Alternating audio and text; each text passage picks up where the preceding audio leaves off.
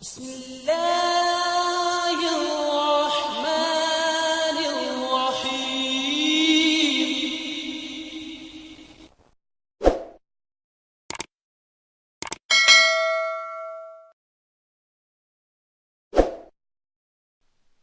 ہم تو رکھتے ہیں مسلمانوں کا دین، دل سے ہے خدا میں ختم المرسلین،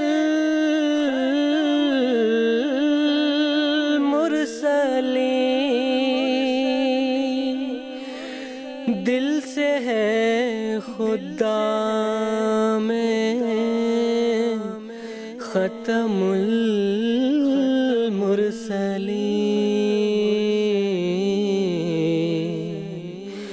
ختم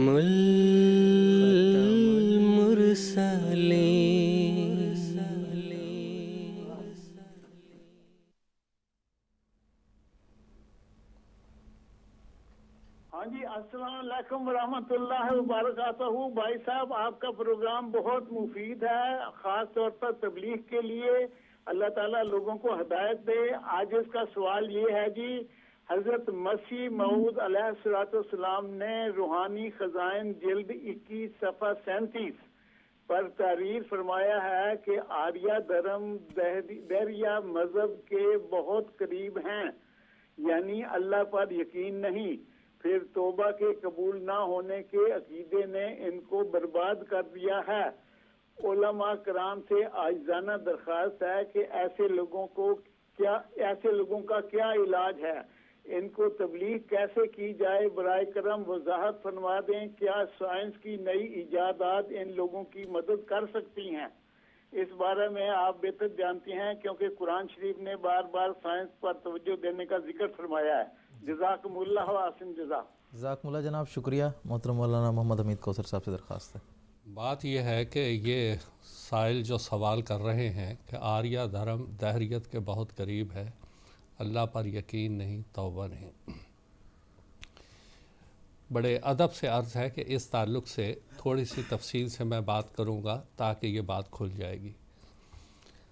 آریہ دھرم جس کی بنیاد سوامی دیانند جی نے رکھی تھی، یہ ایک ایسا فرقہ ہے جو کہ مورتی پوجا کے خلاف ہے، اور یہ ایسا فرقہ ہے جو کہ شری رام چندر اور کرشن جی کو بھی نہیں مانتا، گیتا پہ بھی نہیں مانتا اس کو۔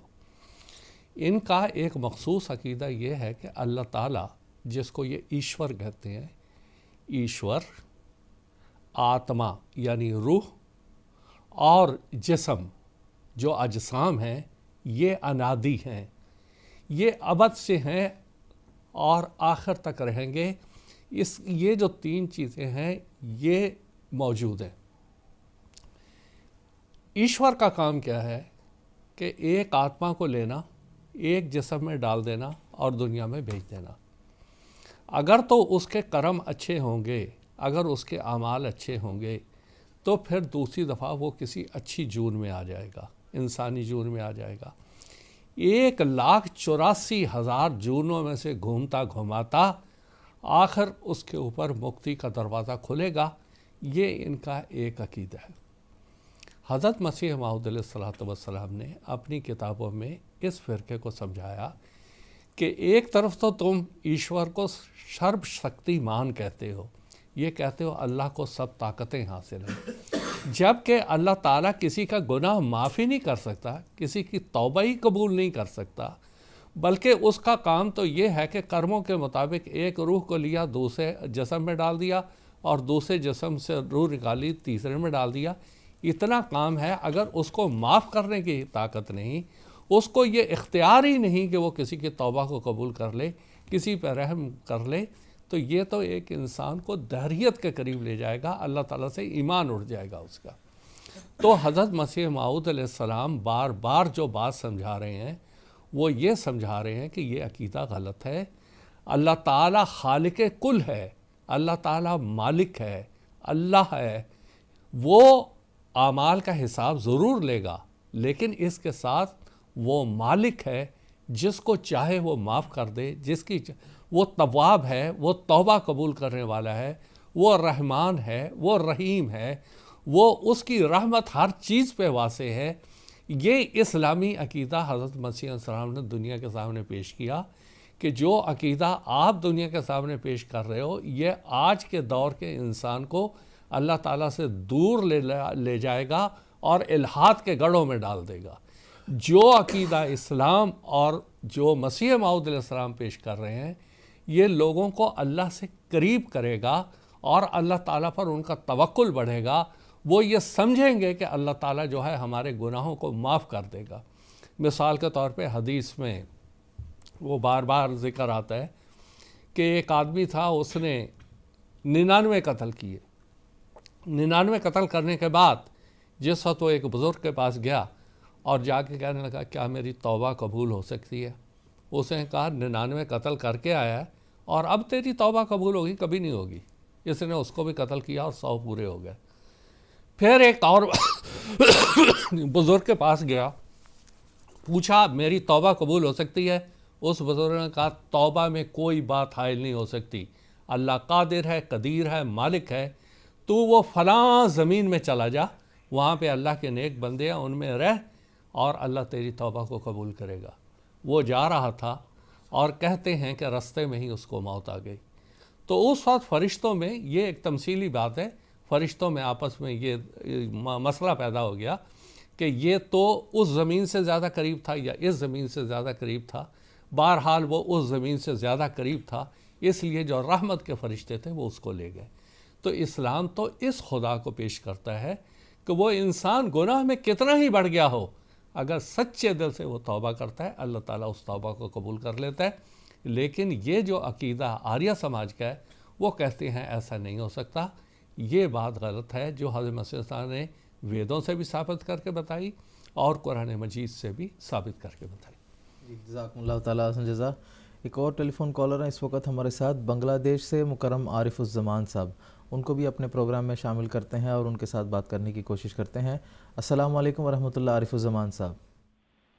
وعلیکم السلام ورحمۃ اللہ۔ جی جناب، میرا سوال ہے، ہم جب ہندو دھرم کو مطالعہ کرتے ہیں تب دیکھتے ہیں کہ ان کا 10 اوتار ہے، سب کا ایک مطلب ہے، متسو ایسا 10، لاسٹ نمبر میں ہے کلکی اوتار۔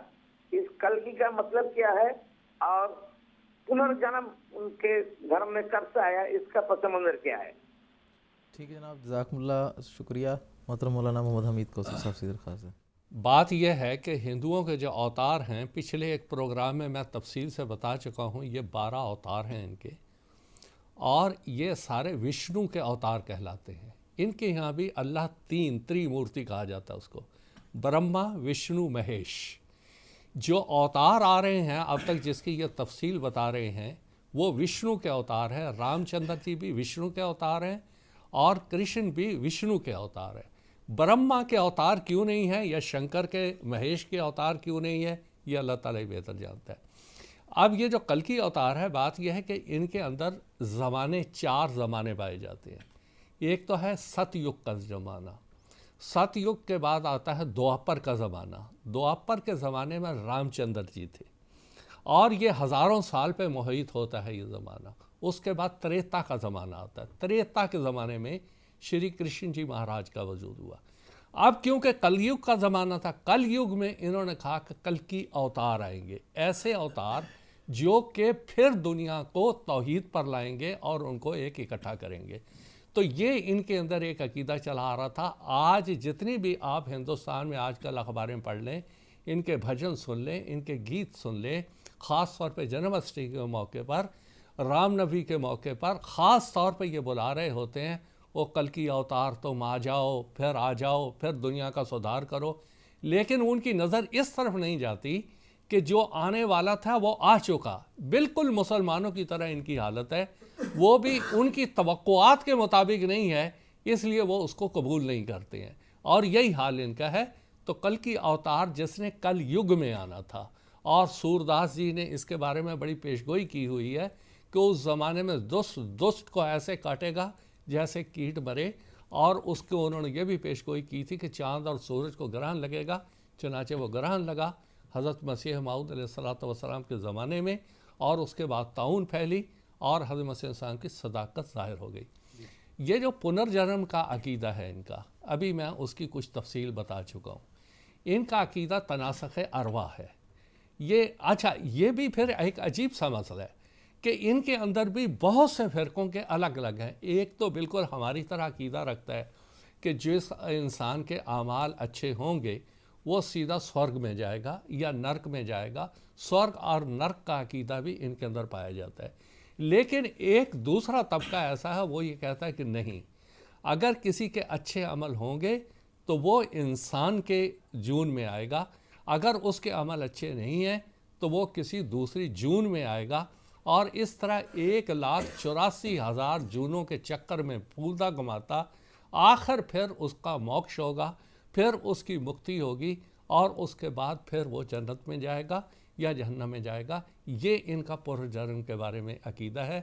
لیکن ان کو قرآن مجید کی روشنی میں یہ ساری باتیں حضرت مسیح موعود علیہ السلام نے وضاحت کے ساتھ سمجھائی ہیں، خاص طور پہ سرما چشماریہ اور چشمہ معرفت، اس میں مسیح انسان نے تفصیل سے ان سوالات کے جواب دیے ہیں۔